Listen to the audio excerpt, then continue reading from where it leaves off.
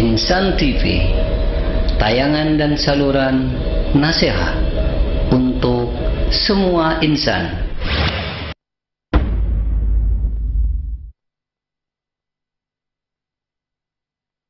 ألم نشرح لك صدرك ووضعنا عنك وزرك الذي أنقض ظهرك ورفعنا لك ذكرك فإن مع العسر يسرا إن مع العسر يسرا فإذا فرغت فانصب وإلى ربك فارغب.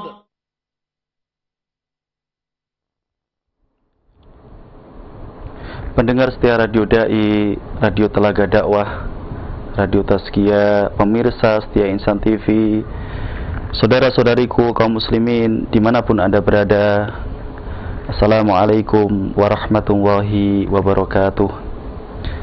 Semoga Allah subhanahu wa ta'ala senantiasa melimpahkan rahmatnya, taufiknya, senantiasa memberikan kemudahan kepada kita untuk mengarungi kehidupan di dunia ini sesuai dengan apa yang telah digariskan, apa yang telah ditentukan oleh Allah subhanahu wa ta'ala. Allah subhanahu wa ta'ala Ar-Rabb, Tuhan yang telah menciptakan kita. Kalau kita ingin dianggap, ingin masuk dalam kategori hamba-hamba Allah yang baik, maka bagaimana sekarang ini kita hidup di dunia, mengarungi dunia ini menyesuaikan dengan apa yang telah digariskan oleh Allah subhanahu wa ta'ala, yang nanti pada akhirnya dengan dekatnya kita kepada Allah subhanahu wa ta'ala, kesesuaian hidup kita dengan aturan-aturan yang datang dari Allah subhanahu wa ta'ala, niscaya itu semua akan memberikan kebahagiaan kita hidup di dunia ini dan akan memberikan kebahagiaan kita kelak di akhirat. Karena Allah subhanahu wa ta'ala adalah Tuhan yang menciptakan kita, dan Allah subhanahu wa ta'ala mengetahui apa yang paling sesuai dengan apa yang cocok untuk kita. Semakin dekat kita dengan petunjuk Allah subhanahu wa ta'ala, maka kehidupan di dunia kita ini akan semakin baik. Baiknya kehidupan di dunia yang kita arungi ini, maka insya Allah kelak akan memberikan kebahagiaan kita di akhirat, yang mana kehidupan tersebut akan kita lalui tanpa ada batas akhirnya. Saudara-saudariku kaum muslimin dimanapun Anda berada, insyaallah pada pertemuan siang yang berbahagia ini kita akan melanjutkan pembahasan. Kalau minggu kemarin kita membahas tentang bagaimana seorang wanita menjadi istri salihah, maka pada pertemuan siang ini kebalikannya, kita akan membahas tentang bagaimana seorang laki-laki menjadi suami yang soleh. Saluha yasluhu dalam bahasa Arab artinya adalah baik. Maka suami yang soleh artinya adalah suami yang baik. Pertemuan siang kita yang berbahagia ini akan mengkaji beberapa hal yang harus diketahui oleh laki-laki. Dengan mengetahui hal tersebut, dengan mempraktekkan hal tersebut biidnillahi ta'ala, kalau sekarang dia sudah menjadi suami, kalau kelak dia menjadi suami, maka dia akan bisa menjadi suami yang baik. Agama Islam, syariat Islam telah mengatur hubungan pernikahan, ikatan yang menyebabkan halalnya hubungan laki-laki dan seorang wanita. Kemudian Islam juga menjelaskan kepada kita tips-tips, resep-resep agar kita bisa menjadi suami yang baik. Sehingga yang akan kita jelaskan pada pertemuan ini adalah apakah resep-resep itu, apakah sifat-sifat yang sangat mempengaruhi seorang suami, apakah dia nanti dikategorikan suami yang baik atau suami yang kurang atau tidak baik. Ada banyak sekali penjelasan yang disampaikan para ulama berkaitan dengan masalah ini. Di antara sifat-sifat yang melekat pada diri seorang suami yang baik adalah annahu mustaqimun ala ta'atillahi ta'ala wastiqamatun jadatun yahtammu fiha bil madhari wal batin, yaitu ketika seorang suami benar-benar konsisten di atas ketaatan kepada Allah Subhanahu wa taala, konsistensi yang bisa dilihat dari bentuk dohir dia, dan konsistensi yang selalu melekat ada di dalam urusan batin dia. Ini ciri, ini sifat yang pertama. Suami yang baik adalah suami yang senantiasa konsisten di jalan ketaatan kepada Allah. Kenapa dia harus menjadi orang yang konsisten?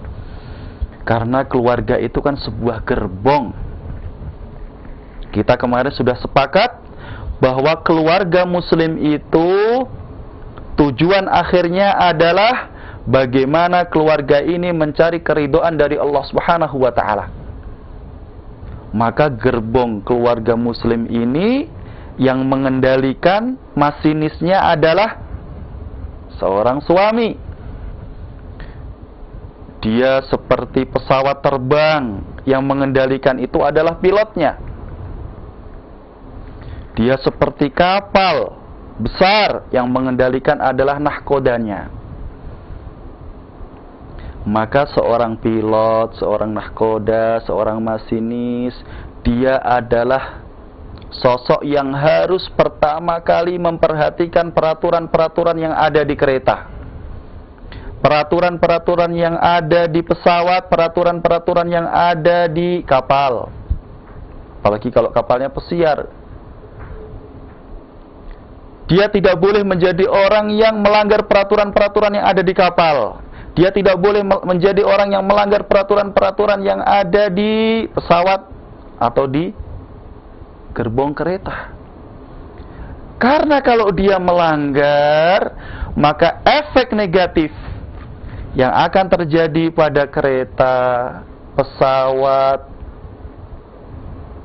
atau kapal besar ini tidak cuma dirasakan oleh laki-laki ini, tidak cuma dirasakan pilot atau nahkoda atau masinis, tapi efek negatifnya langsung berimbas kepada gerbong penumpang yang dia bawa. Coba kita bayangkan kalau ada seorang pilot, dia lalai saat sedang mengendalikan pesawat di dalam kokpit itu, dia main-main dengan api, bermain-main korek api di dalam kokpit. Kemudian api menyambar, kemudian terjadi kebakaran. Pertamanya di kokpit, kemudian menyebar sampai ke belakang. Sangat berbahaya. Maka keluarga juga seperti itu. Apalagi kalau keluarganya ini isinya tidak hanya suami dan istri, sudah ada anak di belakangnya. Apalagi kalau jumlahnya banyak, kan masing-masing keluarga ini beda. Ada yang keturunannya alhamdulillah dikasih 2, dikasih 4, dikasih 5, dikasih 10, dikasih 15. Ada yang belum dikasih oleh Allah, nggak apa-apa, sabar, banyak beristighfar. Tapi ketika seorang laki-laki ini sudah menikah, maka minimalnya dia membawa satu penumpang di dalam rumah tangga yang dia bina, yaitu istri. Itu minimalnya. Belum nanti dengan bertambahnya waktu, usia. Gerbong yang dibawa ini tidak cuma istri, tidak cuma anak, tapi tambah lagi bisa cucu, bahkan bisa cicit. Anaknya cucu, cicit. Tambah berat ini tanggung jawab suami sebagai pilot, sebagai nahkoda, sebagai masinis. Maka kalau dia suami ini ingin membawa keluarganya ke tujuan yang diidam-idamkan, yaitu keluarga bahagia berdasarkan tuntunan Islam, maka pengendalinya ini harus menjadi orang yang pertama kali konsisten dengan peraturan. Murid, guru kencing berdiri, murid kencing berlari. Suami akan disorot oleh istri, suami akan disorot oleh anak-anaknya. Maka harus kelihatan ketaatan yang ada pada diri suami ini. Bagaimana seorang suami ini sholat, dan ini harus nampak bil madhar, dengan wujud yang bisa dilihat. Tidak akan mungkin bisa seorang suami mengatakan kepada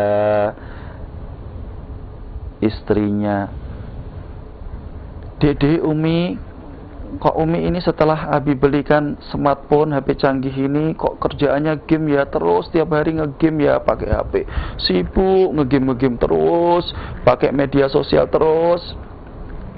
Ternyata selama ini istrinya melihat itu ada pada suami. Sibuk megang HP terus, kalau di rumah pokoknya megang HP. Suatu saat suaminya negur ke istrinya. Nah, nanti istrinya akan langsung menjawab dengan jawaban yang sangat sangat tidak enak untuk didengar oleh sang suami. Malu nanti suami. "Mas, Pak, Ayah, Papa, kok ngingatin Umi, ngingatin adik? Lah tiap hari Bapak juga gitu loh. Saya kan niru Bapak." Wah, ini kalau sudah dapat jawaban seperti ini bagaimana? Kenapa? Karena dia memberikan keteladanan yang bisa dilihat tidak sesuai dengan apa yang dituntunkan oleh Allah Subhanahu wa taala. Tidak sesuai dengan apa yang dituntunkan oleh Nabi kita yang mulia Muhammad sallallahu alaihi wasallam. Anak-anakku sini kumpul. Ini wah, anaknya kan 10 seumpama, anaknya 10. Ini alhamdulillah Bapak bisa mengumpulkan kalian semua.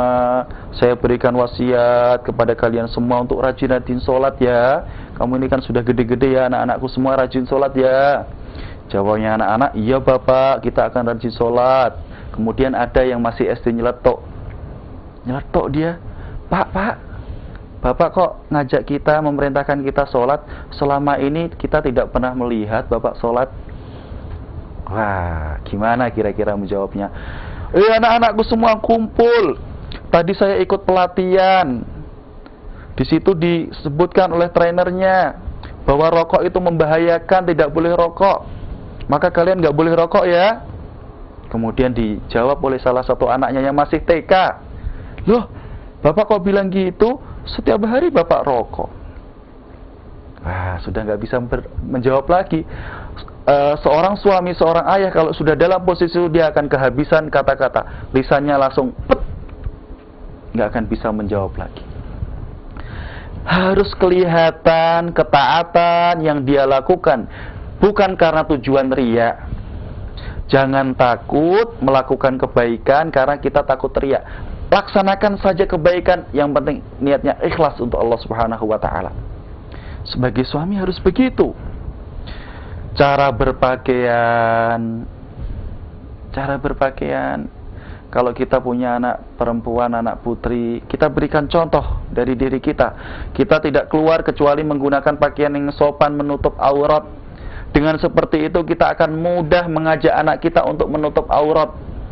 Akan mudah mengajak istri kita untuk menutup aurat. Lah kalau kita sebagai suami tidak pernah menutup aurat, kalau keluar pakai celana pendek, pakai kaos oblong, keluar auratnya dilihat orang lain, bagaimana kita akan bisa mengajak anak kita atau istri kita? Maka yang pertama, suami yang ideal, yang baik, salah satu cirinya adalah dia senantiasa konsisten di atas ketaatan kepada Allah Subhanahu wa taala. Konsistensi yang kemudian akan memberikan pengaruh positif kepada siapa? Kepada istrinya, kalau dia memiliki keturunan, kepada anak-anaknya, kalau dia memiliki cucu, kepada cucu-cucunya. Ini yang pertama. Yang kedua, di antara ciri-ciri sifat-sifat suami yang soleh, suami yang baik adalah husnul khuluq. Akhlaknya itu bagus. Layyinun qaribun sahlun.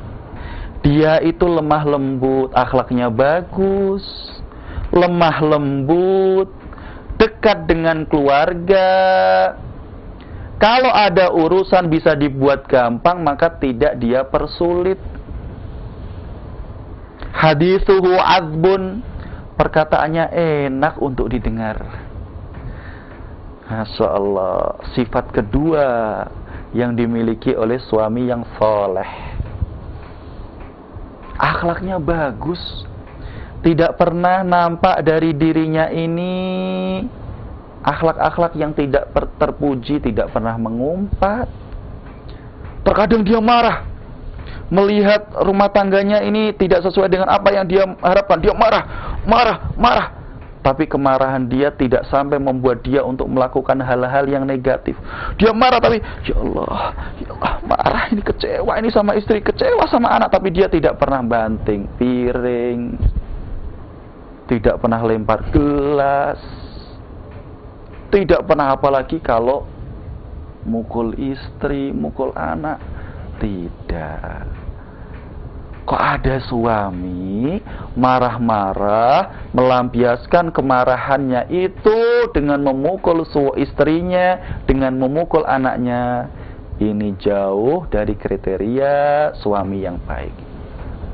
Loh Ustadz, kan boleh Ustadz seorang ayah memukul anaknya, boleh dalam keadaan-keadaan tertentu. Contohnya anak yang sudah usia 10 tahun ke atas, tidak mau melaksanakan sholat, masih malas melaksanakan sholat, maka boleh dipukul. Tapi mukulnya, dulu pernah saya jelaskan, kan tidak dengan emosi, bukan untuk melukai.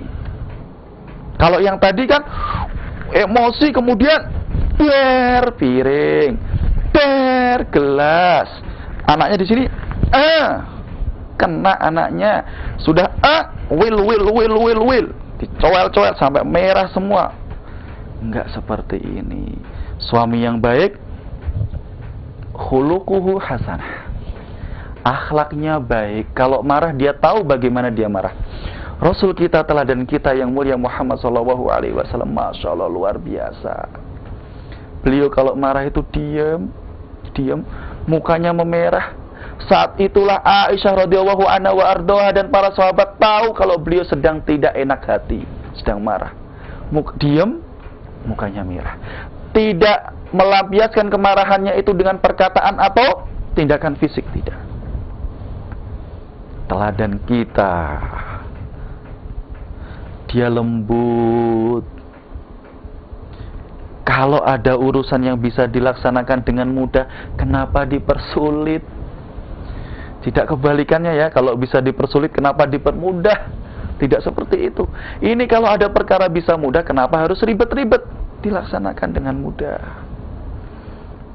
Kalau bertutur kata, kalamuhu azbun, enak untuk didengar. Jadi orang yang kalau mendengar perkataannya itu enak, lembut, sopan.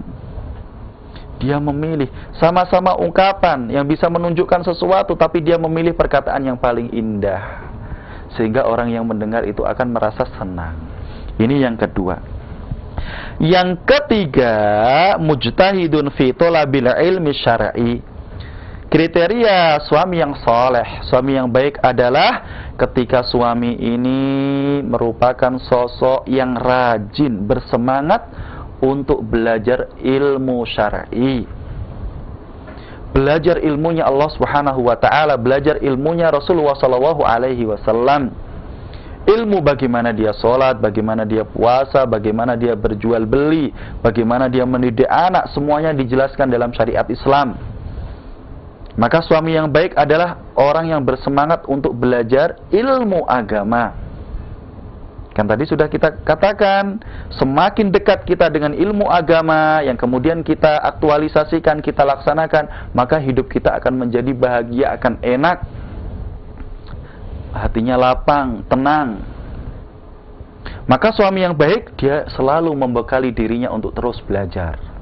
Dan alhamdulillah, Masya Allah, kita di zaman sekarang ini belajar itu sangat gampang.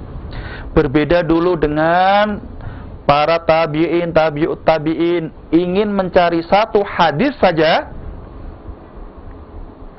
mereka harus berjalan beratus-ratus bahkan beribu-ribu kilometer mencari satu hadis. Kalau kita sekarang belajar gampang, Masya Allah. Tinggal kita mau apa tidak. TV ada, radio ada, internet ada. Sudah TV ada, kita tinggal milih. Mau pilih channel apa ini? Banyak pilihannya. Radio dakwah juga banyak, tinggal milih. Kalau kurang, kita bisa gunakan internet. Tinggal ngetik apa, permasalahan apa, tinggal ngetik. Masya Allah. Bahkan buku-buku yang kalau dalam wujud yang asli kertas itu bisa mahal kita beli, itu bisa kita masukkan dalam program. Ini yang saya miliki ini, ada salah satu program 9 kitab hadis, mulai dari Al-Bukhari, Muslim, An-Nasai, Abu Dawud, Ibnu Majah, Tirmidzi dan yang lainnya. Itu bagian kecil dari program yang ada. Tinggal kita punya kesempatan untuk membaca, mentelaah apa tidak. Kita harus hati-hati, harus ingat bahwa Nabi kita yang mulia Muhammad SAW bersabda, "Man yuridillahu bihi khairan yufaqihu fid din." Barang siapa yang dikehendaki untuk menjadi baik oleh Allah Subhanahu wa taala. Barang siapa yang dikehendaki Allah Subhanahu wa taala untuk menjadi baik, apa yang akan Allah berikan untuk orang tersebut? Yufaqihu fiddin. Maka Allah Subhanahu wa taala akan memahamkan orang tersebut dalam urusan agamanya. Sehingga belajar agama ini sebenarnya tidak boleh dikesampingkan. Tidak boleh dikesampingkan. Mestinya ini menjadi prioritas. Meskipun pelajaran-pelajaran umum tidak boleh dilalaikan. Kimia, fisika, nuklir, bahasa Inggris, bahasa Jerman, bahasa Mandarin, teknik sipil, ilmu komputer, informatika, akuntansi, silakan dipelajari, tidak ada masalah. Itu ilmu yang akan memberikan manfaat kita di dunia. Kalau kita bisa gunakan ilmu itu dengan baik, akan bisa memberikan manfaat kita di akhirat. Tapi jangan lupakan ilmu syar'i, ilmu yang datang langsung disampaikan oleh Nabi kita yang mulia Muhammad SAW. Kalau ini bisa dipadukan luar biasa. Dan itu dulu yang dilakukan oleh para ulama. Para ulama dulu itu tidak hanya menguasai ilmu agama, ilmu syar'i, tapi ilmu-ilmu yang lain juga mereka kuasai. Ilmu kedokteran, ilmu fisika, kimia mereka kuasai. Nah, ini. Dan sikap untuk bisa dan mau terus belajar dari seorang suami ini nampak bisa dilihat.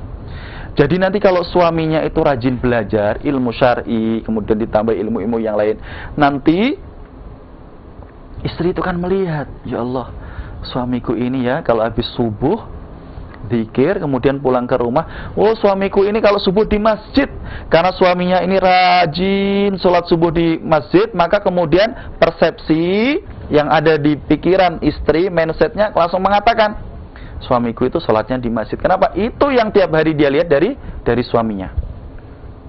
Wah, suamiku itu ya, Masya Allah, kalau subuh di masjid, pulang dari subuh langsung buka laptop, ngetik atau baca buku.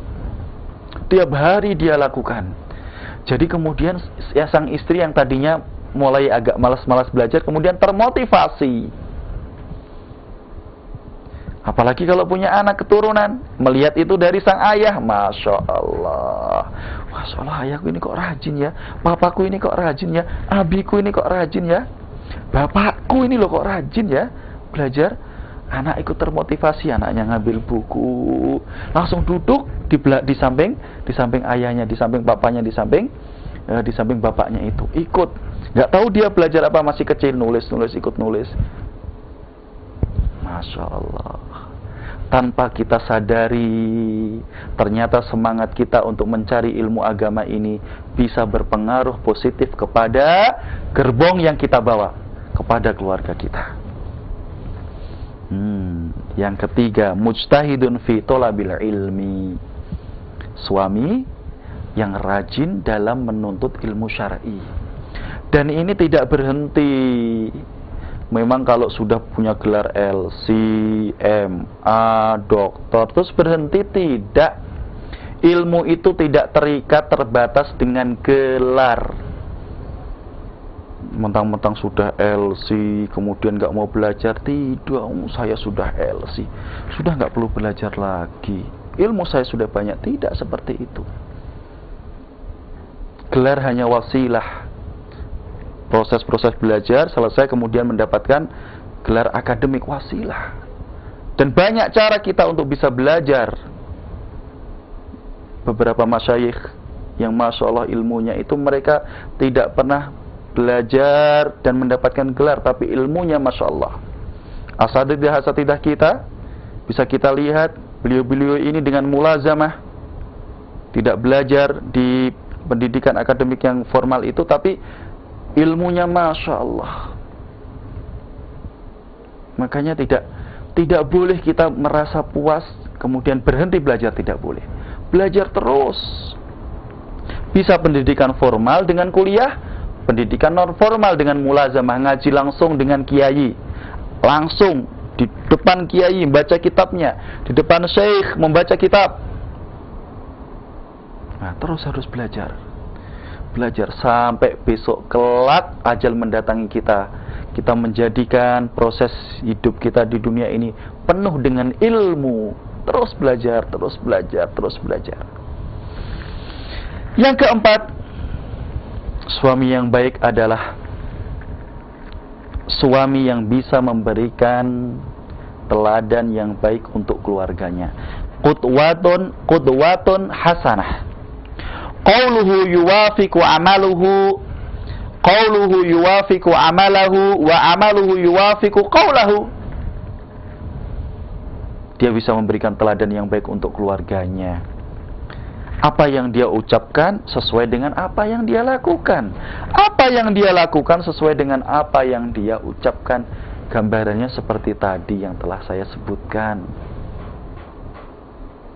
Allah sudah mengingatkan kita, ta'murunan nasa bil birri wa tansawna anfusakum wa antum tatlunal kitab. Ayat ini sebenarnya untuk ahli kitab. Walakin kama qala ulama, seperti disampaikan para ulama, bahwa al-ibratu bi umumil lafzi la bi khususis sabab. Nilai-nilai yang ada dalam ayat Al-Qur'an itu tergantung, bisa kita ambil sesuai dengan apa yang dijelaskan itu, tidak terikat dengan sebab turunnya ayat. Ayat-ayat Al-Quran itu terbagi menjadi dua. Ada ayat-ayat yang diturunkan Allah karena ada sebab khusus, makanya ada ilmu asbabun nuzul. Ada juga ayat-ayat lain yang diturunkan begitu saja langsung tanpa ada sebab.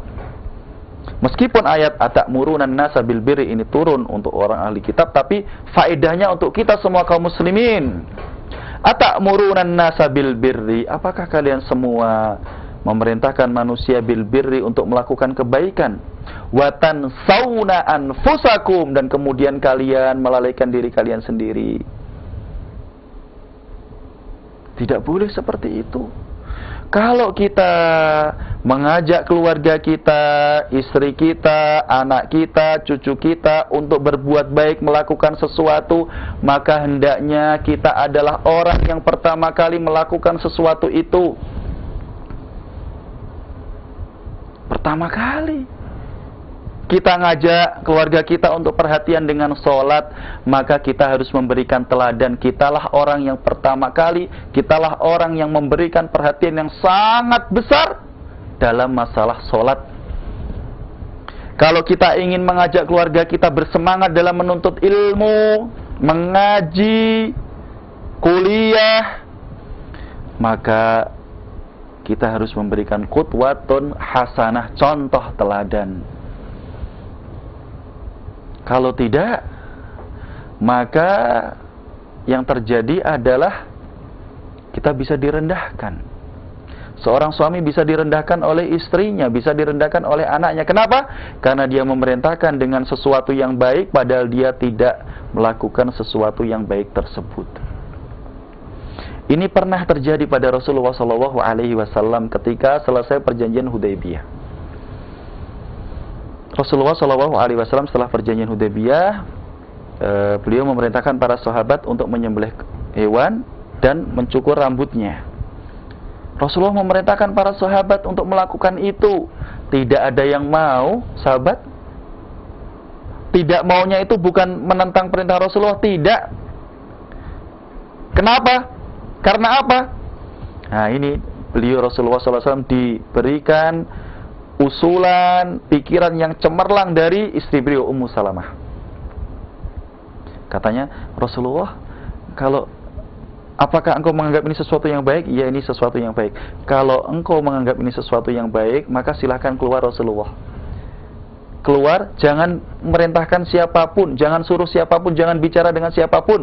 Tapi langsung sembelih hewannya, cukur rambutnya. Benar, Rasulullah keluar, kemudian menyembelih hewan, mencukur rambut. Para sahabat yang melihat Rasulullah telah menyembelih hewannya, mencukur rambutnya, langsung meniru. Tanpa memerintahkan, tanpa diperintah, mereka langsung mencontoh. Ini pentingnya qudwatun hasanah, contoh teladan. Apalagi kalau kemudian permasalahan ini kita tarik, kita masukkan ke sekolah.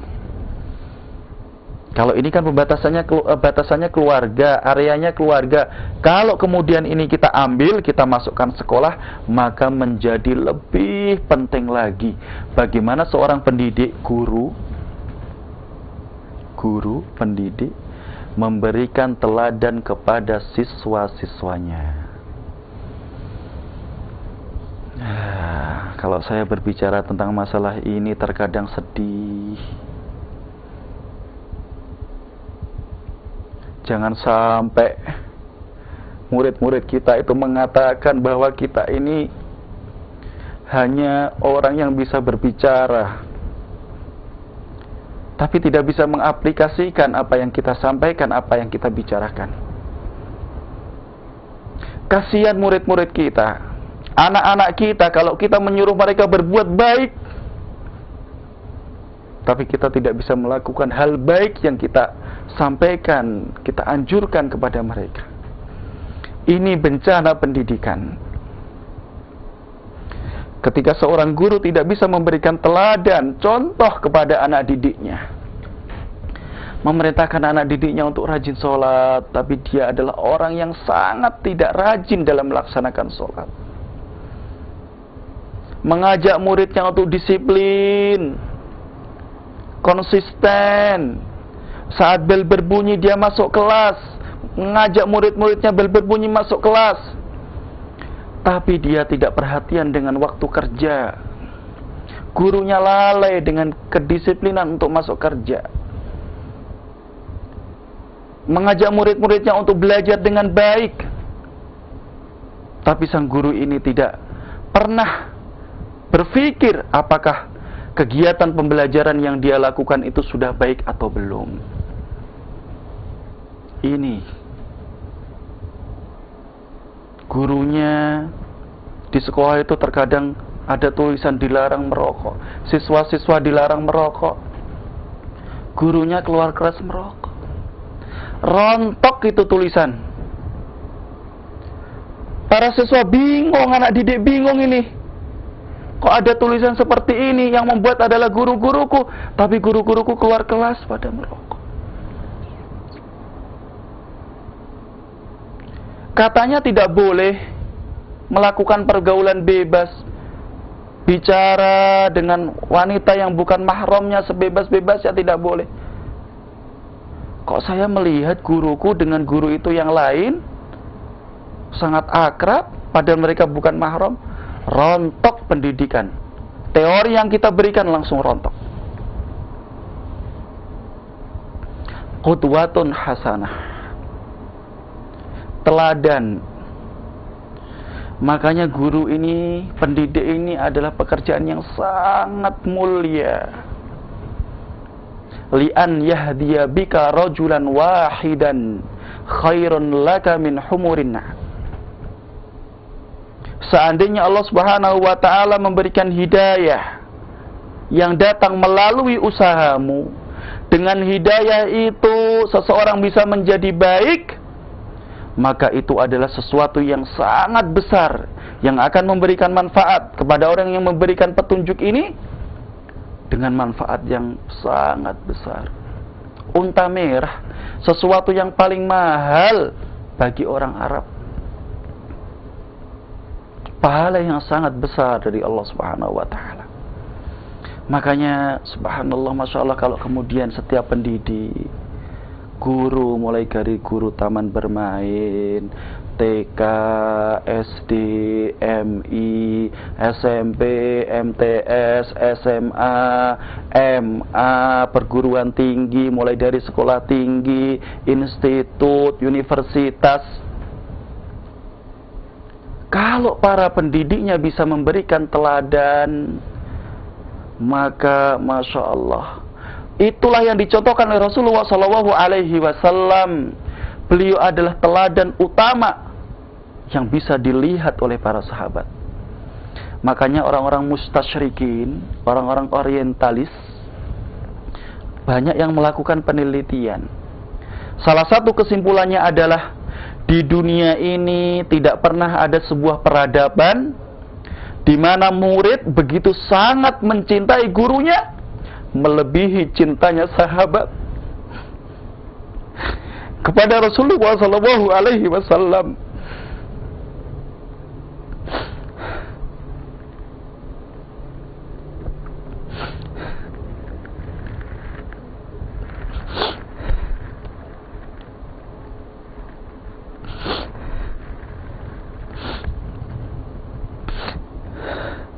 Karena beliau bisa memberikan teladan. Coba kita lihat di zaman kita sekarang ini, banyak anak-anak yang lari dari rumah. Subhanallah.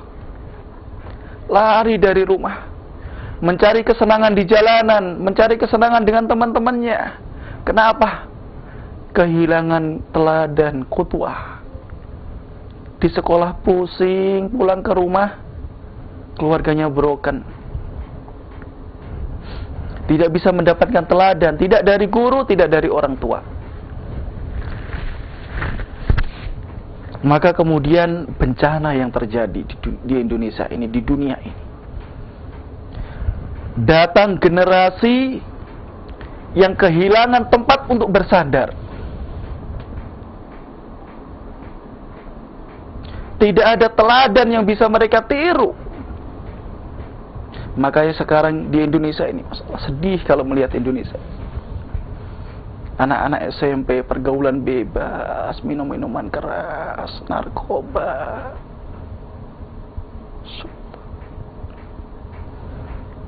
Semoga Allah Subhanahu wa ta'ala menyelamatkan keluarga kita, menyelamatkan istri-istri kita, menyelamatkan anak-anak kita, menyelamatkan semua keturunan kita. Qudwatun hasanah, teladan yang baik dari seorang ayah.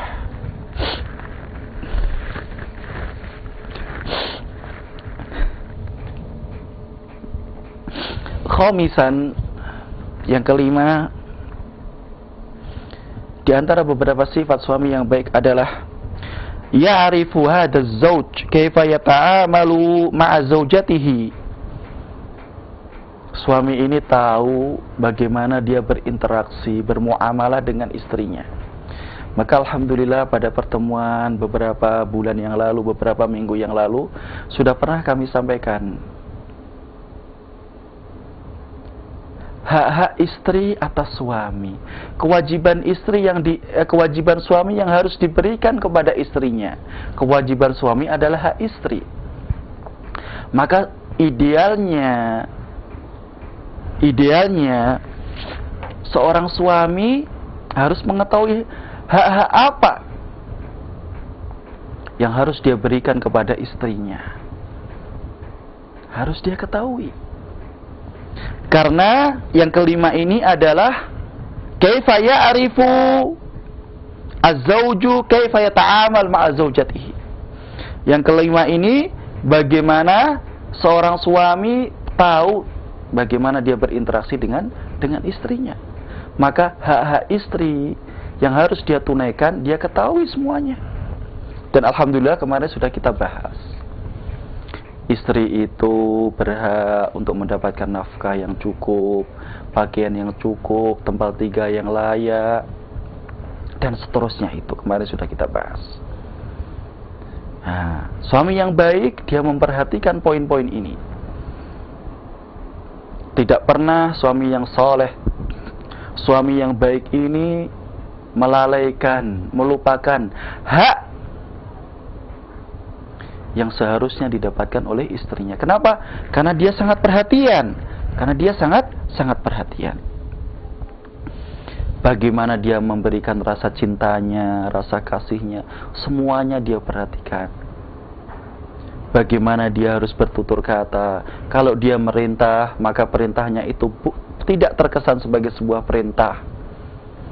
Kemarin saya berikan contoh, suami meminta tolong istrinya untuk goreng telur.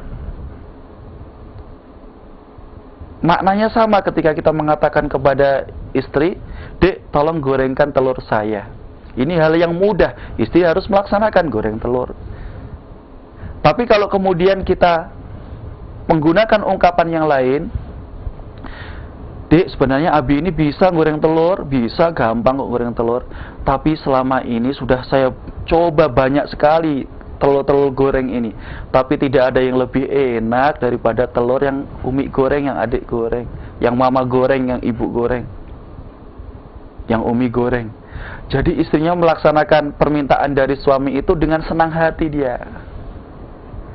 Dengan senang hati. Insyaallah, jadi hasil gorengan saya ini enak ya. Suaminya nanti menjawab, "Ya enak." Nah, langsung dia semangat goreng. Sama permohonan, perintah untuk goreng telur, tapi dengan ungkapan yang bisa menyenangkan hati istri, ungkapan yang baik.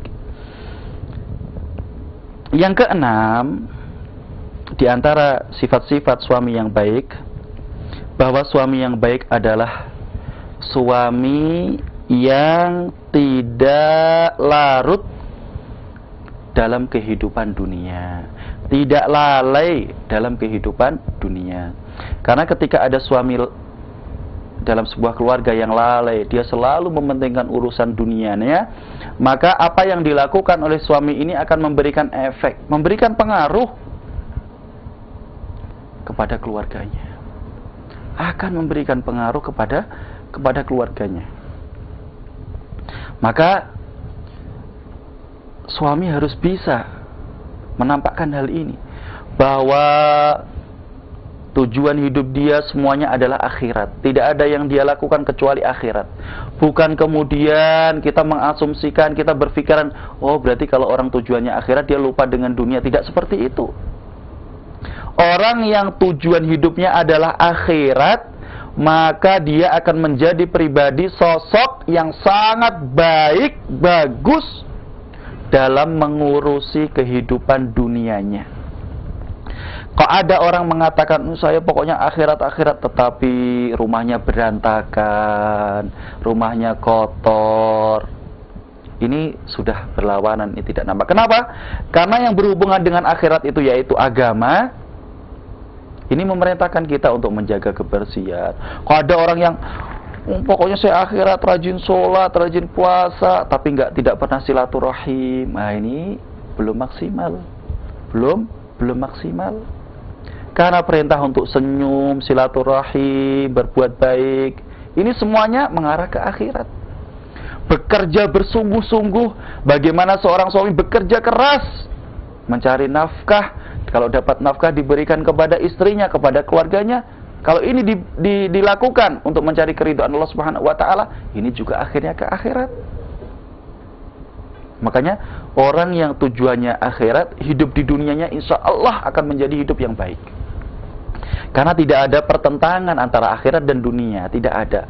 Yang penting adalah hati ini tidak nyangkut, nancep dengan dunia, tidak. Dunia ini kita jadikan sebagai perantara. Tapi tujuannya tetap, kita kan kalau ke Jakarta naik kendaraan lewat tol Pejagan, kemudian lewat tol Cipali yang baru itu sampai di Jakarta. Tol itu kan sebagai tujuan saja. Kita lewat tol harus baik ini nyetirnya, apalagi panjang.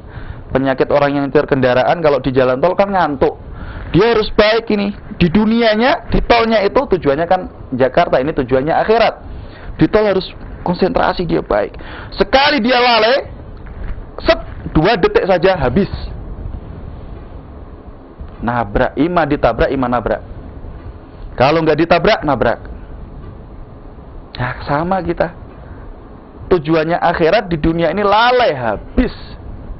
Pergaulan dengan wanita tidak jaga, minum minuman keras, berzina wal'iyadzubillah, habis. Seperti halnya orang ke Jakarta lewat jalan tol, tapi dia tidak melalui jalan tol ini dengan cara yang baik, habis sebelum sampai Jakarta. Jakartanya nggak didapat, jalan tolnya nggak dia lalui dengan sukses. Sama orang yang dunianya tidak berhasil, akhiratnya juga tidak berhasil. Meninggal di tempat perzinahan wal'iyadzubillah, meninggal karena habis minum oplosan wal'iyadzubillah. Jadi meninggalnya itu gara-gara oplosan. Hidup sekali, meninggal, namanya tertampang di koran. Meninggal fulan di kota seperti ini karena pesta miras oplosan. Hidup sekali, hiduplah yang berarti. Sekali kita hidup ini, sekali kita hidup di dunia, maka perjalanan step by step harus kita lalui dengan baik, sampai kemudian masing-masing kita ini bertemu dengan Allah Subhanahu wa Ta'ala, meninggalkan kehidupan yang fana ini. Fana itu kan dari bahasa Arab, artinya kehidupan yang hilang, karena dunia ini besok akan hilang. Sabian, suami yang saleh, suami yang baik, di antara sifat-sifatnya adalah ya'rifu manhaja tarbiyati auladihi. Dia mengetahui metode cara mendidik anak-anaknya.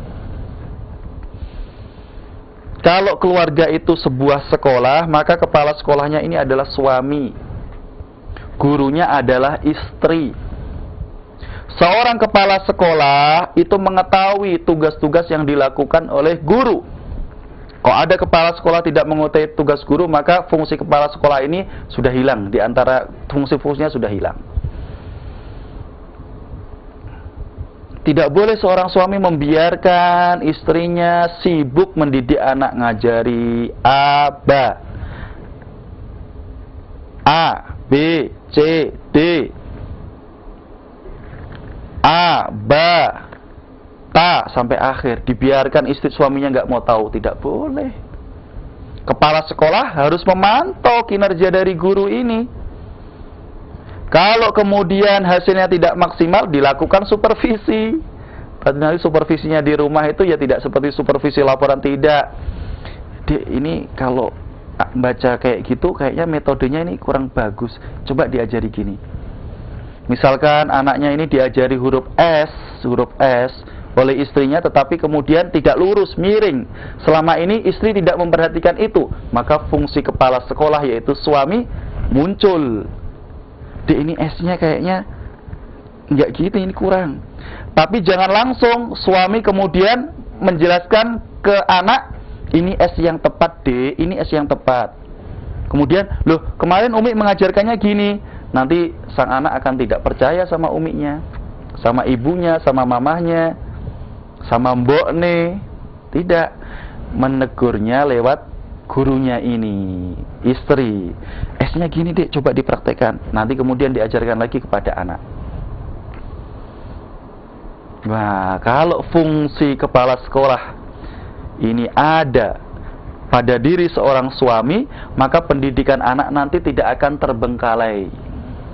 Sekarang ini kan banyak yang terbengkalai karena suaminya sibuk cari uang, kerja, Apalagi kalau kemudian istrinya juga sibuk, sudah wassalam itu anaknya. Bapaknya gelarnya tinggi, bayarannya banyak, orang terkenal, tapi waktu yang diberikan anaknya sedikit. Justru waktu terbesar anak dia lalui dengan mbok-mbok pembantunya yang pendidikannya maaf terkadang tidak tinggi. Ya sudah, terus apa manfaatnya? Kita cari uang banyak itu jadi apa manfaatnya?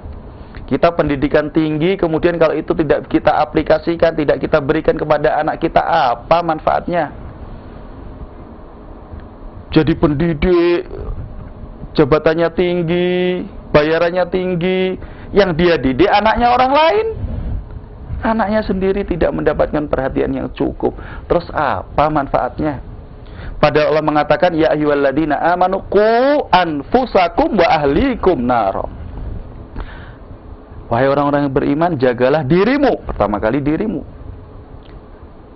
wa ahlikum, dan keluargamu, naro, dari api neraka. Kalau ada kebaikan kita berikan kepada diri kita, kemudian keluarga kita, baru orang lain. Kalau kita tahu manajemen pendidikan, teori-teori pendidikan, metode pendidikan ala Nabi, yang pertama kali kita jadikan lab untuk uji coba menerapkan teori-teori itu siapa? Anak kita. Anak kita. Kita praktekkan anak kita dulu. Jangan dimulai kepada anak yang lain. Nah, ini terkadang lupa kita. Lupa ngajari anak lain, orang lain, ceramah di mana-mana, anaknya sendiri tidak diurusi. Tidak boleh seperti itu. Meskipun alhamdulillah sekarang ini kan banyak sekarang ini lembaga-lembaga sekolah. Bisa jadi kita, Ustaz, tidak mampu Ustaz untuk mendidik anak saya karena keterbatasan ini. Ya, ini wajar, tidak semua orang memiliki ilmu yang mencukupi, tidak semua orang. Maka kemudian minimalnya ya kita carikan sekolah kalau gitu. Kita carikan sekolah, di sekolah yang kita lihat bagus apa tidak, kalau bagus kita masukkan. Setelah anak kita masuk di sekolah itu, apalagi kalau sekolah yang modelnya boarding school, pesantren, jangan kemudian lepas tangan. Sudah, anak saya sudah masuk pesantren, 24 jam dia di sana, setiap tahun dia pulangnya hanya 2 kali. Hanya 2 kali pulang, sudah. Saya tiap bulan bayar ke pondok itu, ke sekolah itu, SPP-nya 1 juta, SPP-nya 1,5 juta, SPP-nya 2 juta, kan sekolah beda-beda SPP-nya. Saya bayar murah 400.000 sebulan. Makannya di sana, nyucinya dia udah bebas. Nanti uang sakunya tiap bulan saya kasih 150, atau 300, atau 400, atau 500, atau 50.000, tergantung kemampuan keluarga tersebut. Kemudian dia sudah merasa sudah, berarti tanggung jawab saya selesai. Tidak seperti itu. Memang anak kita ini kalau sudah dikasih uang terus bagus. Wah, enak sekali kalau gitu. Betapa murahnya sebuah pendidikan kalau itu yang kita sangka. Betapa murahnya pendidikan kalau itu yang kita duga. Tidak sesederhana itu. Rasulullah itu mendidik sahabat, Masya Allah, jalannya beliau diperhatikan. Saya kalau berjalan itu akan dilihat para sahabat, maka bagaimana beliau berjalan diperhatikan. Beliau keluar rumah, pakaian yang beliau kenakan, bagaimana rambut beliau, beliau perhatikan, karena itu akan diperhatikan, dan itu adalah unsur pendidikan. Bagaimana seorang pendidik, ayah, ibu, guru, memberikan teladan untuk anak yang mereka didik. Jangan dikira kemudian kalau sudah uang saku lancar, SPP lancar, kemudian selesai. Tidak. Perhatian kita. Kalau anak kita sekolah pagi, pulangnya sore, maka berikan porsi kedekatan kita dengan anak kita. Berikan. Kalau sampai rumah minimalnya tinggalkan HP. Sekarang ini HP sudah menjadi penyakit. Jangan menjadi penyakit. Tinggalkan, fokus ke anak, ke keluarga. Kalau yang belum dikaruniai momongan, keturunan, anak, maka berdoa kepada Allah. Jangan putus asa. Allah tahu yang paling baik untuk kita. Berdoa, istighfar terus.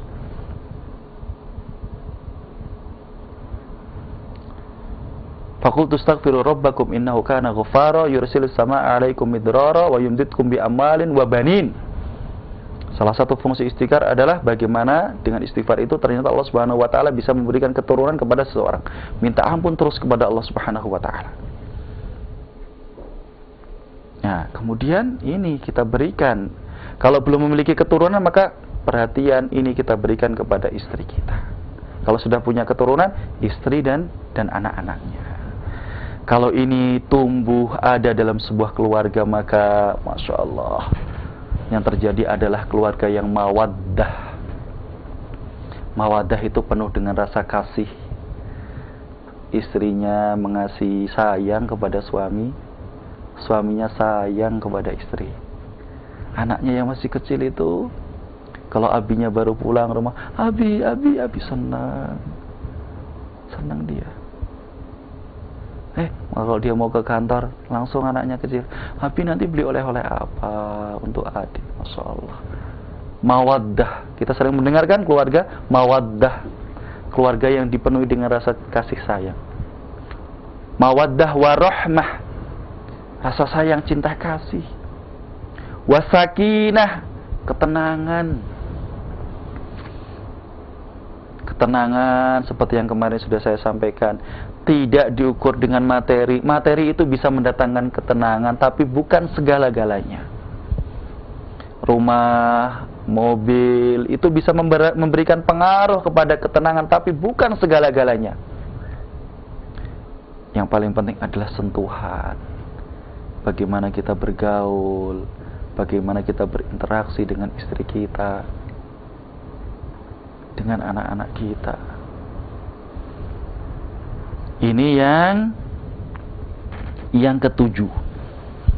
Suami mengetahui bagaimana dia mendidik keluarganya, mendidik istrinya, mendidik anaknya. Ustadz, saya ini kan gak bisa ngaji, Ustadz, gak bisa baca kitab gundul, Arab gundul saya tidak bisa. Terus gimana saat mendidiknya? Belikan buku terjemahan. Saat gini, minimalnya ajak majelis taklim. Ada TV dakwah, tinggal dilihat. Meskipun kemarin saya sudah sampaikan, kalau ada ibu-ibu melihat TV dakwah, jangan yang dipelototi itu ustadznya. Yang ingin kita harapkan dari ceramah itu kan materi isi ceramahnya. Maka jangan dilihat ustadznya. Dia bikin jadwal, oh di Insan TV ini jadwalnya ini. Loh, ini kenapa kamu pilih-pilih, kata suaminya. Oh iya, karena ini ustadznya agak begini, ini agak begini, ini agak begini. Oh, yang ini ustadznya gini. Bukan materinya. Makanya sebenarnya tidak terlalu urgent, tidak terlalu penting kita melihat seperti ini. Cukup kita dengarkan pengajiannya, kita resapi. Itu yang paling penting. Meskipun melihat seperti ini juga tidak mengapa. Yang penting tidak ustadznya ya keren, ustadznya Masya Allah mantap ustadznya. Kemudian, wah suamiku nggak ada nih, langsung dia semangat lihat ustadznya. Tidak seperti ini ya.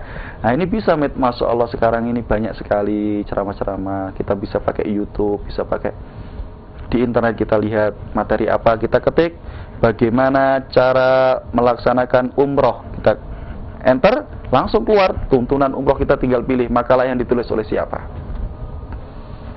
Banyak sekali metode yang bisa.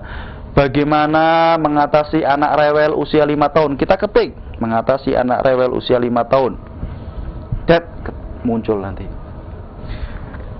Cara mencari sekolah yang baik, kita ketik di internet, muncul nanti bagaimana cara mencari sekolah yang baik. Sekarang enak.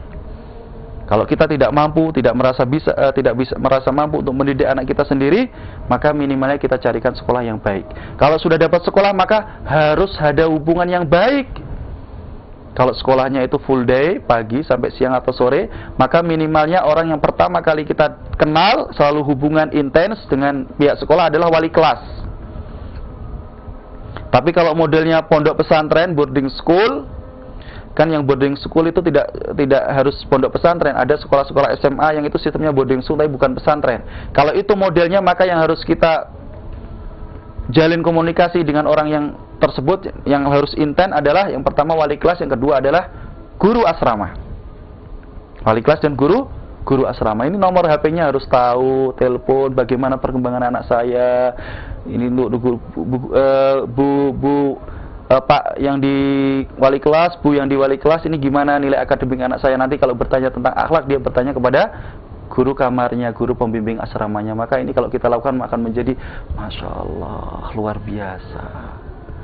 Ini saya berbicara karena ini suami, ini saya sekarang menjadi seorang suami, seolah-olah saya berbicara kepada diri saya sendiri nih. Ya, jadi yang apa sampai saya sampaikan ini sebenarnya pertama adalah Ujang, ini untuk kamu, ini bukan untuk yang lain, ini untuk kamu, karena saya kebetulan sekarang kan juga laki-laki yang menjadi suami. Mungkin ini yang perlu bisa disampaikan karena keterbatasan waktu. Ini yang ke-7, insya Allah minggu depan akan dilanjutkan yang ke-8, 9 sampai yang ke-16. Ada beberapa sifat sampai 16, ternyata kita baru bisa membahas poin yang ke-7. Setelah kita mengetahui bagaimana bisa menjadi suami yang baik, nanti akan dijelaskan juga as-samarat, hasil yang akan didapatkan kalau istrinya solehah, kalau suaminya soleh. Apa yang akan dihasilkan? Kalau saya Ustadz sudah bisa menjadi suami yang baik, apa kira-kira yang akan saya dapatkan? Apa yang kira-kira akan istri saya dapatkan? Apa yang kira-kira didapatkan oleh anak saya, keturunan saya, cucu saya? Insya Allah akan dilanjutkan pada pertemuan mendatang. Berikutnya kita jawab beberapa pertanyaan yang sudah masuk.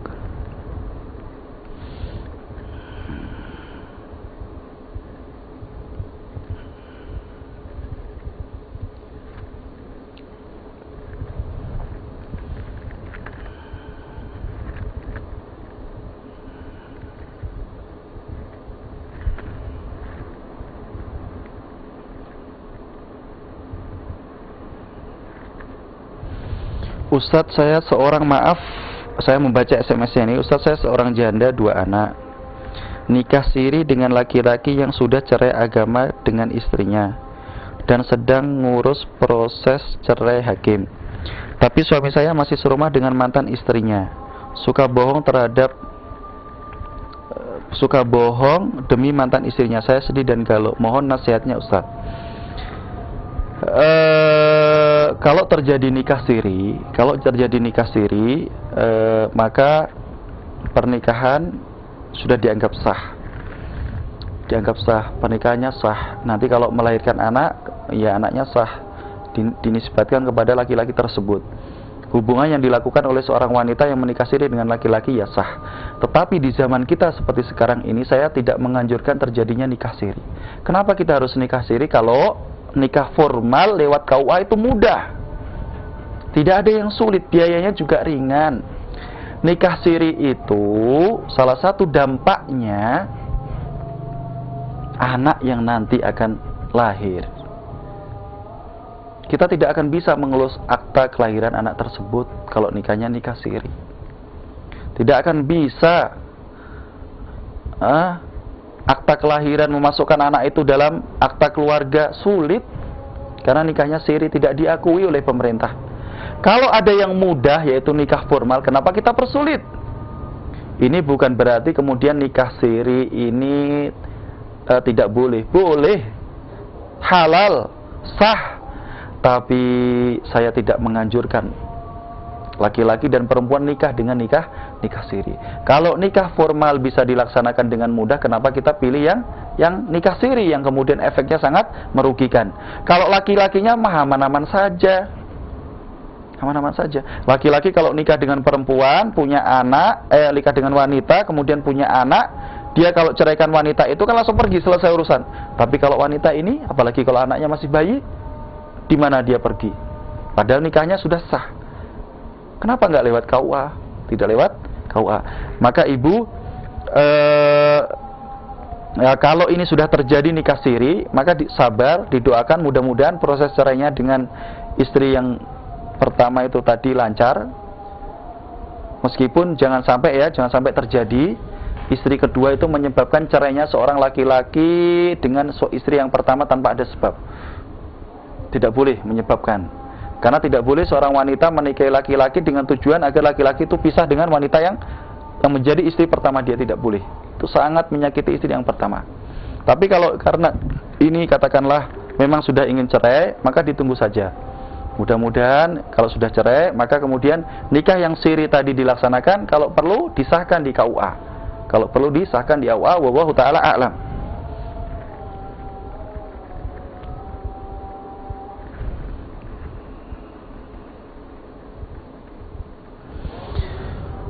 Ustadz, ketika saya di Masjidil Haram dan Masjid Nabawi, saya sering mendengar istilah sholat mutlak. Apakah sholat mutlak? Mohon maaf, ini pertanyaan di luar tema. Ya, sholat mutlak itu sholat yang dilaksanakan tanpa terikat dengan waktu dan sebab-sebab tertentu.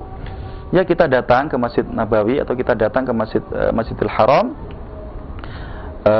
kemudian sholat tatawwu, diniatkan sholat. Niatnya sholat mutlak, pokoknya saya sholat. Yang penting tidak dilakukan pada waktu-waktu an-nawahi, waktu-waktu yang dilarang. Contohnya setelah subuh, sholat subuh langsung, atau setelah sholat asar, ini tidak boleh dilaksanakan. Waktu-waktu yang dilarang tidak boleh. Pada saat sudah komat dikumandangkan, kita tidak boleh sholat sunnah. Atau waktu-waktu yang terlarang yang lainnya. Sholat mutlak intinya adalah ketika seseorang melaksanakan sholat, ya niatnya pokoknya saya sholat.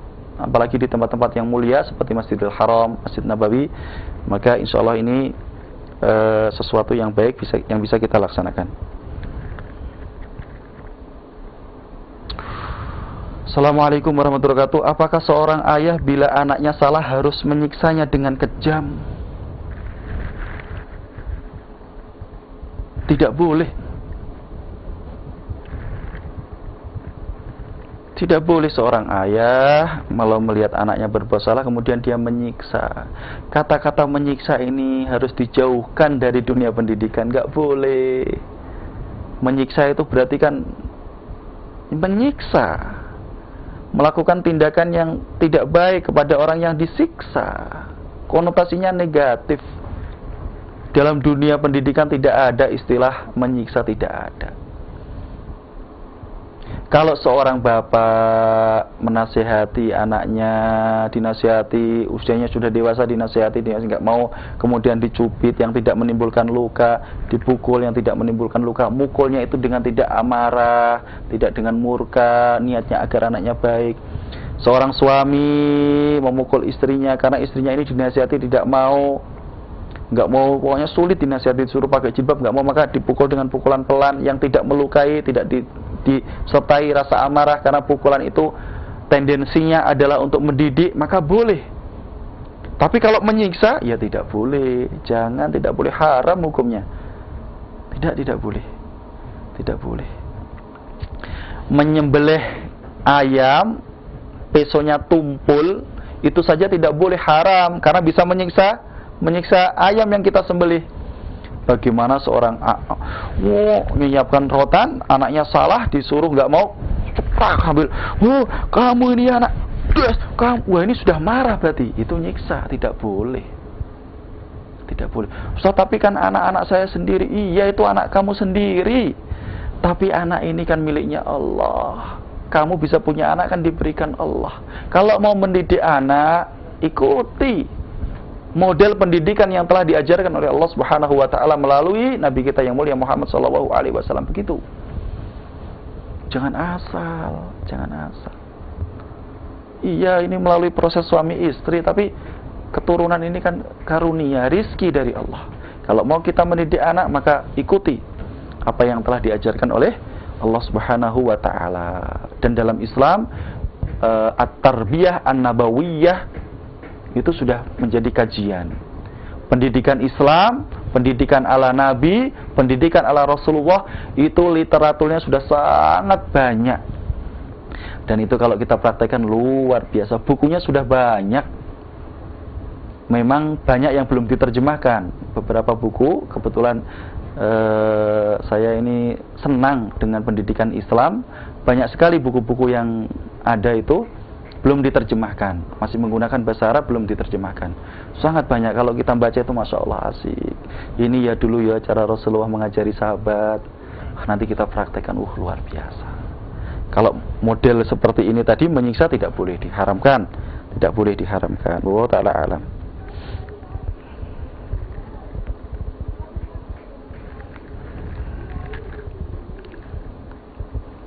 Ustadz, bagaimana hukum suami yang menjelekkan istri secara sengaja di depan orang banyak? Tidak diperbolehkan seorang suami menjelekkan istrinya di depan orang banyak. Kemarin sudah saya jelaskan, salah satu ciri istri yang baik adalah ketika seorang istri tidak menjelekkan kekurangan yang dimiliki suaminya di depan wanita yang lain. Maka kebalikannya, seorang suami tidak boleh menjelekkan aib kekurangan yang dimiliki oleh istrinya. Karena aib kekurangan yang dimiliki istrinya itu merupakan aib kekurangan yang dimiliki oleh suami. Bukankah ketika seorang istri memiliki aib kekurangan, ini menunjukkan bahwa seorang suami belum mampu atau tidak mampu untuk mendidik istrinya? Karena dia tidak mampu atau belum bisa mendidik istrinya itu, maka aib itu selalu ada pada diri istrinya. Maka aib yang dimiliki istri pada hakikatnya adalah aib yang dimiliki oleh suami. Sehingga tidak boleh kemudian seorang suami menjelek-jelekan kekurangan yang dimiliki oleh istrinya. La yafraq mu'minun mu'minatan in kariha minha khuluqan radiya minha akhar. Tidak boleh seorang suami, seorang mukmin mencela istrinya kalau dia tidak suka salah satu perangai yang dimiliki oleh yang ada pada diri istrinya itu. Bisa jadi di sana ada perangai lain yang lebih banyak yang dia sukai. La yafraq mu'minun mu'minatan in kariha minha khuluqan radiya minha akhar. Kadang kita, istriku ini kok gini ya kalau berpakaian, istriku ini kok gini ya. Ya itu kan hanya sedikit saja. Tidak perlu itu dijadikan senjata untuk menjatuhkan istri, jangan. Bisa jadi ini sedikit tapi banyak. Kita ini terkadang melihat kekurangan istri itu seolah-olah langsung seperti kena teropong gitu, kelihatan gede. Padahal yang selama ini baik yang dia lakukan, halal baik yang dia lakukan, tidak pernah kita ucapkan terima kasih. Jazakillah khairan, barakallahu fiik, terima kasih, matur nuwun. Tidak pernah kita mengucapkan itu. Tapi kalau salah dikit, langsung seolah-olah kesalahan itu terlihat besar, kemudian ini yang kita sebarkan kepada orang lain. Ini tidak boleh dilakukan. Ini tidak boleh dilakukan. Wallahu ta'ala a'lam.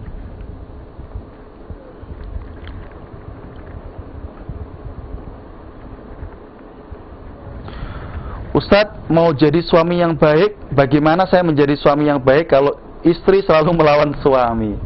Kok ada ya istri melawan suaminya? Memang ada istri yang melawan suami. Ar-rijalu qawwamuna 'alan nisa. Laki-laki itu pemimpin.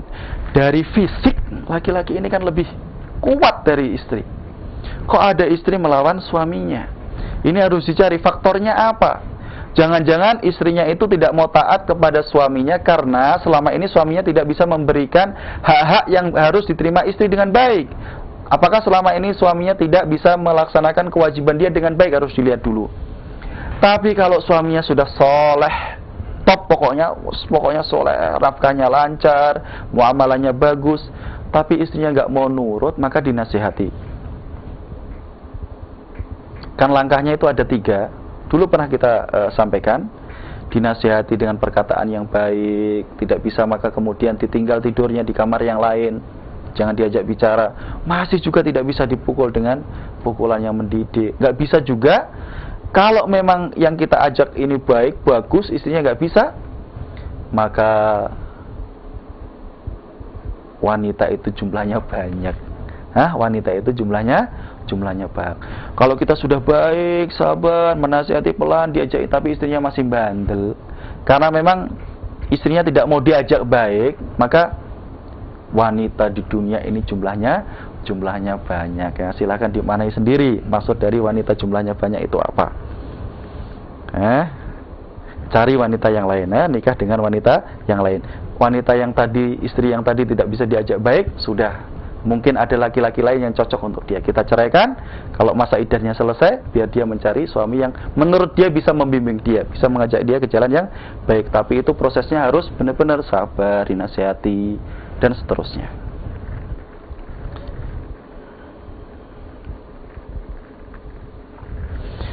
Ustadz, bila suami suka sembunyi-sembunyi pakai smartphone, istri jadi curiga. Wajarkah? Wajar. Kalau ada suami kok HP-nya tidak mau dilihat istrinya, kemudian istrinya curiga, ya wajar. Jangan-jangan di dalamnya ada chattingan dengan wanita lain yang bukan mahramnya. Ditutup-tutupi. Enggak boleh. Enggak boleh. Disembunyikan itu. Jadi kalau main HP ini suaminya lihat kanan kiri. Dia lihat kanan kiri nutup-nutup itu kan dia sebenarnya sudah merasa berdosa.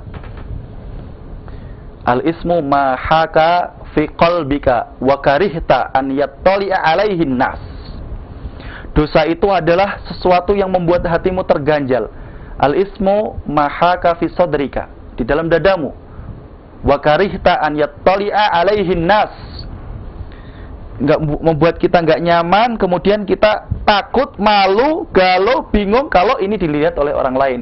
Nah, makanya kalau ada suami yang ini kalau wajar ya kalau curiga ya wajar. Antum kita bisa melihatkan, mohon maaf ya ini sebagai contoh, maaf ini dari hewan kucing. Insyaallah ini pelajaran yang kucing itu sama-sama makan ikan pindang. Kucing makan ikan pindang. Kalau yang kucing itu makannya ikan pindang yang diberikan oleh majikannya, kita bisa melihat dia makannya itu tenang, dinikmati. Tenang dia, tenang makannya tenang, tenang. Kucing kalau makan ikan pindang yang diberikan majikannya, kita bisa melihat kucing itu makannya tenang, nggak tolah-toleh, tenang, dinikmati. Tapi kalau kita bisa melihat kucing makan ikan pindang, dia ngambilnya dari meja milik majikannya, tuannya yang memelihara kucing itu, kita bisa lihat ngambilnya aja ngeloncat lewat jendela, makannya yuk kanan kiri, bingung dia. Nah, kalau suami selama ini interaksinya bagus, tidak menutupi tidak memiliki rahasia apapun, HP-ku, HP-mu, sampai rumah HP-nya, pinjam HP-nya, ini baca semuanya bebas. Tadi saya di internet nggak buka apa-apa, dilihat di historinya aman. Di media sosial saya nggak menjalin hubungan dengan siapapun, silahkan dilihat ini tenang di hatinya, munsorih, lapang dia. Tapi kalau di dalam, masya Allah ada loh seperti itu, hubungan dengan wanita yang bukan mahram. Suami ini padahal bukan istri yang kedua ini. Kalau istri yang kedua mending, meskipun nanti istri yang pertama kadang bisa marah karena nggak ada minta izin, tapi masih dalam batasan yang tidak fatal. Kadang di dalamnya ini, di micro SD-nya ini diisi film-film yang nggak genah, film-film yang negatif, film-film mengumbar aurat. Dia takut ketahuan istrinya, maka di passwordnya aja di double. Nah, makanya kalau istri curiga dengan smartphone yang disembunyikan, pakainya sembunyi-sembunyi, ya ini wajar. Malah Bu yang bertanya ini, kalau suaminya masih seperti itu kan suami suatu saat tidur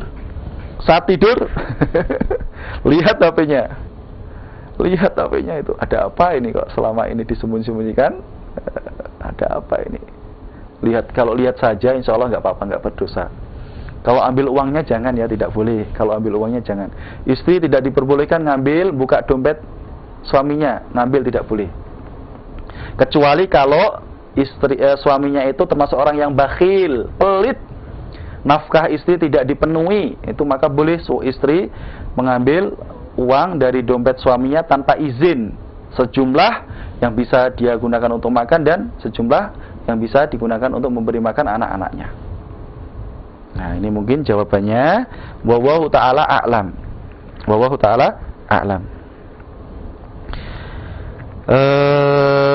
Ini yang terakhir karena keterbatasan waktu.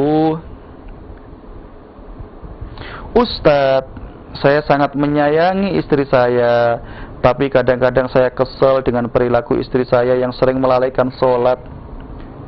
Tapi saya tidak mengingatkan dia karena takut dia marah. Bagaimana menyikapi ini? Yang pertama, sikap bapak sudah tepat. Kalau ada seorang suami kemudian rasanya kecewa, marah melihat istrinya lalai melaksanakan sholat, maka ini sikap perasaan yang sudah tepat. Sip. Memang ini suami yang bagus. Berarti sekarang bapak sudah memiliki salah satu sifat sebagai seorang suami yang bagus. Tidak rela kalau istrinya melakukan dosa. Ini suami yang hebat. Karena nanti ada istilah dayus, suami yang biasa saja, santai kalau istrinya melakukan dosa. Ini suami yang X. Suami yang X. Kalau bapak hebat, memang harus seperti itu. Kalau istrinya melakukan dosa, ini kan melalaikan sholat, itu termasuk dalam kategori dosa. Maka terus sebagai seorang suami jangan takut. Jangan takut. Kita kan lebih kuat, meskipun kekuatan kita bukan untuk kekerasan. Tapi nanti kalau istrinya marah, apa sih? Maksimalnya apa? Paling bentak-bentak, biarkan dia bentak-bentak, kalau capek nanti juga berhenti. Umi, mama, ya tergantung bapak ini memanggil istrinya dengan apa, kan tergantung panggilannya ini kan banyak. Ini gimana kok sholatnya? Nanti anak-anak kita gimana kalau ibunya seperti ini? Kita kan ingin masuk surga, papa kan ingin masuk surga dengan mama selama-lamanya besok di surga. Kita bareng-bareng masuk surga. Nanti kalau papa rajin sholat, mama nggak rajin sholat, kalau Abi rajin sholat, Umi nggak rajin sholat, nanti papa sendiri, Abi sendiri yang masuk surga, Umi papa tinggal, sudah nggak bisa sama-sama. Abi kan sayang sama Umi, papa kan sayang sama mama, bapak kan sayang sama ibu, Pak nih kan sayang sama Mbok nih. Ayolah kita rajin-rajin sholat, begitu. Jangan takut, jangan takut. Nah, nanti, apalagi kalau kita, masya Allah, ditunjukkan rasa sayang ini. Kemudian nanti, insya Allah, apalagi dikasih hadiah tidak apa-apa. Tahadau, tahabbu. Saling memberikanlah hadiah kalian sehingga kalian akan saling mencintai. Ayo Mi, sholat Mi. Kalau sulitnya tepat waktu, Abi kasih hadiah. Ayo Mama, sholatnya yang rajin. Ayo Ibu, sholatnya yang rajin. Ayo Mbok nih, sholatnya yang rajin. Nanti kalau sholatnya rajin, Pak nih kasih hadiah. Ayo Mama, kalau sholatnya rajin, Papa kasih hadiah. Hadiahnya umroh, mau nggak umroh? Oh mau, ya rajin dulu sholatnya. Nanti yang lain kan ibu-ibu, istri-istri itu kan banyak yang disenangi. Karena wanita itu yang disuka biasanya perhiasan, makanan.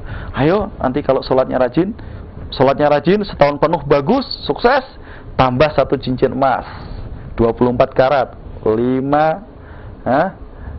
gram, bukan 5 ons ya, 5 gram. Wah, itu senang nanti istrinya. Apalagi kalau kita bisa seperti itu, luar biasa. Ngajak, tapi yang diajak tidak merasa berat. Dan nanti kalau ini hasilnya mantap, masya Allah, bapak akan menjadi orang yang menunjuki orang lain, yaitu istri bapak, ke jalan hidayah. Apa yang istri bapak lakukan, insya Allah akan memberikan kebaikan, manfaat, pahala untuk bapak. Man dalla ala khairin falahu ajru fa'ilihi, atau kama qala alaihi salatu wassalam. Orang yang menunjukkan kepada kebaikan, maka dia mendapatkan pahala seperti pahala kebaikan yang dilakukan oleh orang yang dia tunjuki itu. Man dalla ala khairin falahu ajri fa'ili, mislu ajri fa'ili, atau kama qala alaihi salatu wassalam. Kalau istri bapak rajin sholat karena bapak selalu memberikan nasihat, maka saat istri bapak itu sholat, maka istri bapak mendapatkan pahala, bapak juga bisa mendapatkan pahala. Ini mungkin yang bisa disampaikan pada pertemuan siang yang berbahagia ini. Kalau ada kebenaran datang dari Allah Subhanahu wa taala, kalau ada kesalahan datang dari saya sendiri, dan saya minta maaf yang sebesar-besarnya. Mudah-mudahan yang sedikit ini bisa mengingatkan kepada saya pribadi dan kepada saudara-saudariku semua, memberikan manfaat untuk keluarga kita. Karena bagusnya bangsa kita ini dimulai dari keluarga. Keluarga ini adalah kunci. Kalau masing-masing kita bisa menciptakan keluarga yang ideal sesuai dengan apa yang telah diajarkan Rasulullah SAW, maka kita pada saat itu hakikatnya telah menyiapkan sebuah generasi yang hebat, generasi yang luar biasa, generasi yang bisa memberikan manfaat kehidupan bermasyarakat, berbangsa, dan bernegara. Insya Allah pada pertemuan mendatang akan kita lanjutkan karena pembahasannya masih sangat banyak.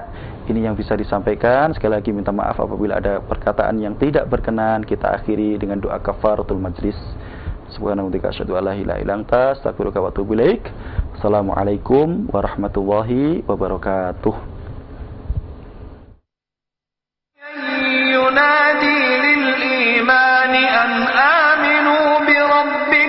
فآمنا.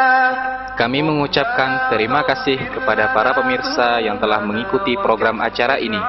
Dan kami ucapkan jazakumullahu khairan katsira kepada para donatur yang telah menyumbangkan rezekinya. Dan kami mengucapkan terima kasih kepada seluruh TV kabel yang merelay program acara kami atas partisipasinya dalam kegiatan berdakwah.